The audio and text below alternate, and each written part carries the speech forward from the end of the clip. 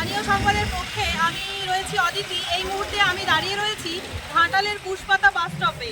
এই কুশপাতা বাস স্টপটা এতটাই জনবহুল রাস্তা এবং দুদিকে রাস্তা থাকা সত্ত্বেও যে সমস্ত গাড়িগুলি যায় অত্যন্ত গতির কারণে আজ সন্ধ্যেই এখানে বসানো হয়েছে নতুন একটি বাম্পার।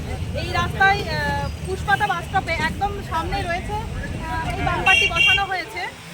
ঠিক উল্টো দিকেও চলছে এই বাম্পার বসানোর কাজ। কিছুক্ষণ আগেই এই বাম্পারটি বসানো হয়েছে এখানে, যাতে করে যে অতিরিক্ত গতিতে যে গাড়িগুলি চলে এই রাস্তা দিয়ে তাদের কোনো নিয়ন্ত্রণ থাকে না, সেই নিয়ন্ত্রণ করতে গাড়ি বাইক, চার চাকা, লরি থেকে শুরু করে বাস থেকে শুরু করে সমস্ত কিছুর গতি নিয়ন্ত্রণ করতে এখানে আজ সন্ধ্যেই বসানো হয়েছে একটি বাম্পার।